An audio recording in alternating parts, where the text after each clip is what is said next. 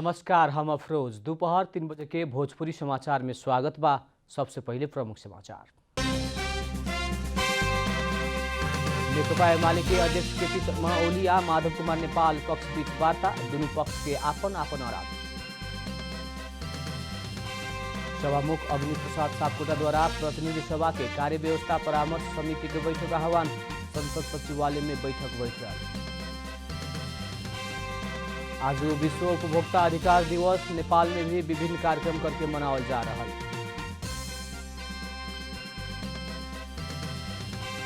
Myanmar में प्रदर्शन कर रहा ऊपर सुरक्षा फौज के ज्यादती बढ़ रहा, प्रदर्शनकारी द्वारा चिनिया व्यवसाय पर आक्रमण। इटालियन सीरी ए फुटबॉल में यूवेंटस के जीत, कागलिएरी 3-1 गोल अंतर से हारल।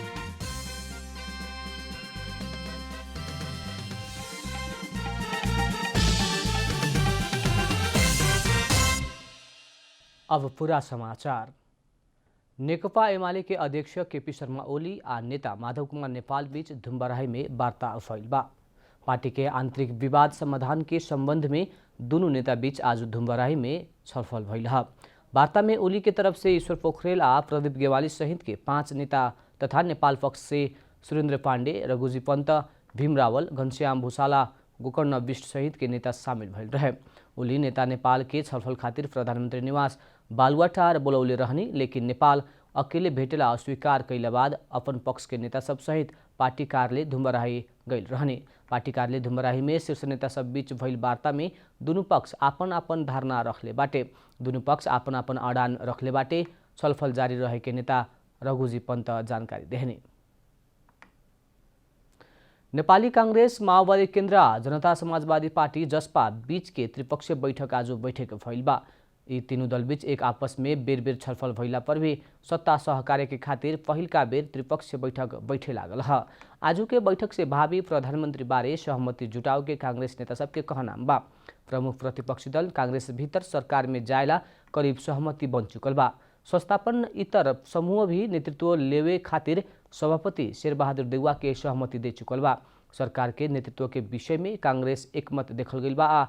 अंक गणित के हिसाब से भी बड़का दल रहल कांग्रेस के ही नेतृत्व में नया सरकार बनावे के संभावना मजबूत रहल सभापति देउवा निकट नेता सबके बुझाई बाटे। माओवादी केन्द्र भी कौनो भी शर्त में प्रधानमंत्री केपी शर्मा ओली के हटाव में लाग रहल बाटे। जसपा भी नया सरकार बारे एकमत बना चुकल बाटे आ अपन मुद्दा पूरा करे वाला के प्रधानमंत्री में सहयोग करे के सार्वजनिक अभिव्यक्ति देते आ रहल जसपा के भीतरी स्वार्थ अपने नेतृत्व में सरकार बनावेला पहल करे के भी देखल जा रहल बा। सभामुख अग्नि प्रसाद सापकोटा प्रतिनिधि सभा के कार्य व्यवस्था परामर्श समिति के बैठक बोलौले बानी। सभामुख सापकोटा कार्य व्यवस्था परामर्श समिति के बैठक बोलावल सभामुख सापकोटा के प्रेस सलाहकार श्रीधर नेउपाने जानकारी देहने। बैठक संसद सचिवालय में बैठक के जनावल गइल बाटे। मंगर के प्रतिनिधि सभा के बैठक के विषय में आवश्यक छलफल खातिर परामर्श समिति के बैठक बोलावल गइल बाटे। प्रतिनिधि सभा नियमावली के नियम 13 में कार्य व्यवस्था परामर्श समिति के व्यवस्था कैल गइल बाटे। उ नियमावली में बैठक में पेश होखे के विषय सबके प्राथमिकता आ समय अवधि निर्धारण लगायत के विषय में छलफल खातिर परामर्श समिति के बैठक बोलावल जाला। आज विश्व उपभोक्ता अधिकार दिवस, नेपाल में भी उपभोक्ता हित से संबंधित विभिन्न कार्यक्रम करके मनावल जा रहल बा। उपभोक्ता अधिकार के क्षेत्र में काम करे वाला विभिन्न सरकारी तथा गैर सरकारी संघ संस्था सब चेतनामूलक कार्यक्रम करके दिवस मना रहल बा। विश्व उपभोक्ता दिवस हरेक साल मार्च 15 तारीख के दिन मनावल जाला। सन 1962 मार्च 15 के दिन अमेरिकी राष्ट्रपति जोन एफ कैनेडी के से प्रस्तुत कैल सुरक्षा, सूचना, छनौटा, सुनवाई के उपभोक्ता के 4 अधिकार के रूप में घोषणा कैल याद में विश्वभर दिवस मनावल जाला। संयुक्त राष्ट्र संघ से पारित उपभोक्ता संरक्षण अनुबंध 1985 आ उपभोक्ता संरक्षण ऐन 2054 के दफा 6 बमोजिम वस्तु व सेवा खरीद तथा उपभोग करे वाला प्रत्येक उपभोक्ता के विभिन्न अधिकार प्रत्याभूति कैल गइल बाटे। उपभोक्ता के 8 अधिकार में सुरक्षा, सूचित, छनौट, सुनवाई, उपभोक्ता शिक्षा, क्षतिपूर्ति, आधारभूत आवश्यकता में पहुंचा, स्वच्छ तथा स्वास्थ्य वातावरण के अधिकार बा। भोजपुरी समाचार में अब छोट विश्राम।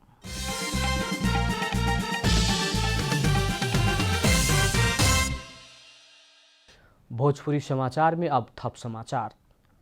पाँचथरके हिलिहाङ गाउँपालिका स्थित जार पोखरीवासी पिएवाला पानी पुगला बाद खुसी भइल बा। पिएवाला पानी के अभाव खेप रहल स्थानीय घंटा लाग के धारा तथा कुआ के पानी भरे जात रहे। मुहान में पानी कम होके भइला से पहलाहा से पानी भरे के अवस्था रहे। पहिला हामीले खानेपानी कति दुःखले खायौँ, तल खोल्सादेखि बोकेर खायौँ। अनि यहाँ धारा 4-5 वटा राखेको थियो, त्यसलाई राम्रो नबनाइकन त्यतिकै पालो पालोसँगले थाप्थ्यौँ, खान्थ्यौँ, भनौँ केटाकेटी लप्पा पर्दै। अहिले यो ब्रिटिस गोर्खा वेलफेयरले बनाइदिएपछि यति सुविधा भएको थियो, तर यहाँ अलिकति हाम्रो समितिहरूबाट अरू उपभोक्ताबाट अलिकति भइराखेको छ र अलिक नियमितले खानु पाएको छौँ र नभए अब दिनैभरि भने कुरेर बस्नु पर्यो। बिहान 8 बजी गयो भने यति बेलासम्म पनि पालो पालो अब भिड हुन्थ्यो होइन। को पहिले गएको छ त्यसैको कतिवटा भाँडा छ त्यो सबै भरेर मात्रै आफ्नो पालो आउने। अब त्यो भाँडा भए जति एउटाको सबै जतिवटा भए पनि एउटाको भरिसकेर अनि मात्रै अर्को लास्ट आउने, त्यसरी लाइन हुन्थ्यो। पाँचथरके हिलिहाङ गाउँपालिका के धारापा सुभाङवासी के घर आंगन में पानी के धारा पुगल बा। ब्रिटिश वेलफेयर स्कीम के सहयोगा स्थानीयवासी के जनश्रमदान में 500 घर में पानी 4 दिनमा 1 घण्टा पानी छोडिदिन्थ्यौँ र 15-20 मिनट थापेर हाम्रो जीविका चाहिँ चलाएको थियौँ। अहिले गोर्खा वेलफेयर ट्रस्ट नेपालले जब पानी झारिदियो 535 घरलाई, अहिले चाहिँ अब साधारण भनौँ दिनमा 1 घण्टा 1.5 घण्टा पानी मजाले आउँछ। हामीले पर्याप्त पानी थाप्छौँ, तर जस्तो चाहिँ दात्री संस्थाले भनेको थियो त्यस्तो गरी चाहिँ झरेको छैन। 13 सेकेन्डको 1 लिटर पानी झरिरहन्छ 24 घण्टामा भनेको थियो, त्यस्तो चाहिँ भएन। विगत के दिन सब में आकाशे पानी के जोह करत आइल जोर पोखरीवासी के घर आंगन में स्वच्छ पिए वाला पानी पुगला बाद समय के समेत बचत फैल बा। सरकार कोभिड-19 विरुद्ध के थप खोप निजी आयातकर्ता मार्फत ले आवे के तैयारी कैले बा। औषधि व्यवस्था विभाग सूचना जारी करत निजी आयातकर्ता के आयात अनुमति देवे के जनौलख। विभाग के मुताबिक निजी कंपनी कर लगायत सब दाम विश्लेषण करके ज्यादा में 10% मुनाफा राख के खोप ले आवे के मिली। खोप के अंतिम दाम, ढुवानी, सेवा कर लगायत सब विवरण खुला के 7 दिन भीतर आयात अनुमति खातिर आवेदन देवेला विभाग सूचित कैले बा। इससे पहले निजी क्षेत्र के समेत वैधानिक रास्ता खुला कैल जनावल विभाग आयात खातिर औपचारिक आह्वान पहिलका बेर कैलख। 20 लाख डोज खोप खरीद करे खातिर सरकार भारत के सीरम इंस्टीट्यूट ऑफ इंडिया के 100% रकम भुगतानी कर चुकला पर भी सीरम अभी तक 10 लाख डोज खोप ही पठौले बा। अब आर्थिक समाचार। आर्थिक समाचार के साथ में अर्घाखाँची ओपीसी सिमेन्ट सबैभन्दा स्तरीय सिमेन्ट।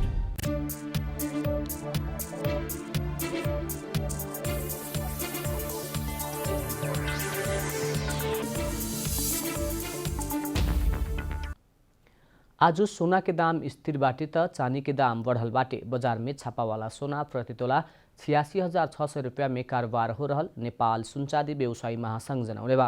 तेजाबी सोना प्रति तोला 86,150 रुपया में कारोबार हो रहल बा।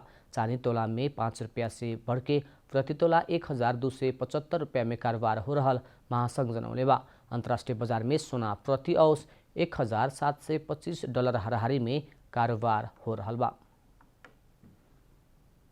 भोजपुरी समाचार में अब छोट विश्राम।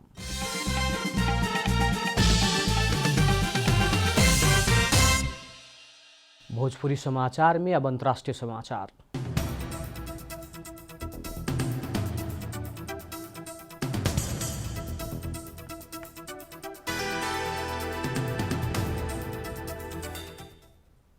म्यांमार में सैनिक शासन विरुद्ध प्रदर्शन कर रहल नागरिक पर सुरक्षा फौज के ज्यादती बढ़ते जा रहल बा। प्रदर्शनकारी पर सुरक्षा फौज के ज्यादती के कारण एक दिन 38 जन की मृत्यु भइल बा। बीतल फरवरी 1 तारीख में सेना निर्वाचित सत्ता कब्जा करके शासन हाथ में लेहला बाद भइल प्रदर्शन के क्रम में कालू सबसे ज्यादा के मृत्यु भइल है।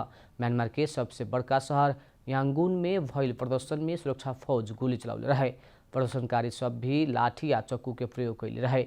चीनिया व्यवसाय में आक्रमण भइला बाद सेना मार्शल लॉ लागू कैले रहे। चीन सैनिक शासन के साथ दिलहर कहत प्रदर्शनकारी सब चिनिया व्यवसाय पर आक्रमण कैले रहे। सेना नेशनल लीग फॉर डेमोक्रेटिक के नेत्री आंग सान सू की सहित के निर्वाचित नेता के नियंत्रण में लेके सत्ता कब्जा कैले बा। अब खेलकूद समाचार।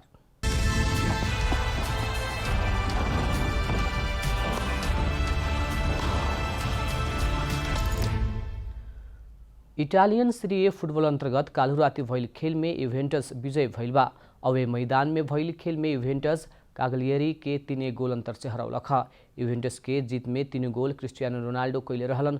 रोनाल्डो 10, 25 आ 32वां मिनट में गोल कैले रहलन।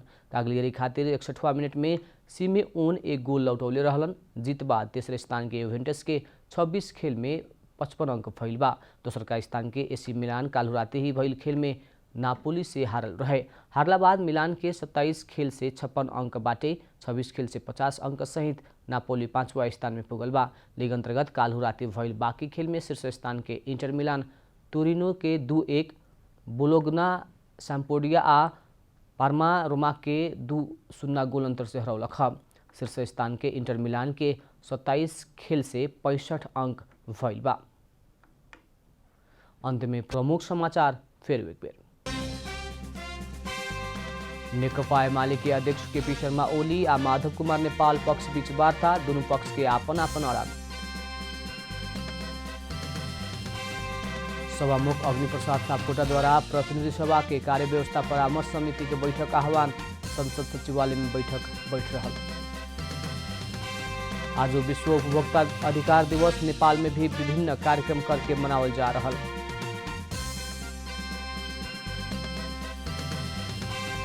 म्यांमार में प्रदर्शन कर रहल ऊपर सुरक्षा फौज के जाति बढ़ रहल, प्रदर्शनकारी द्वारा चीनिया व्यवसायी पर आक्रमण। इटालियन सीरी ए फुटबल में युवेंटस के जीत, कागलियरी 3 गोल अंतर से हारल।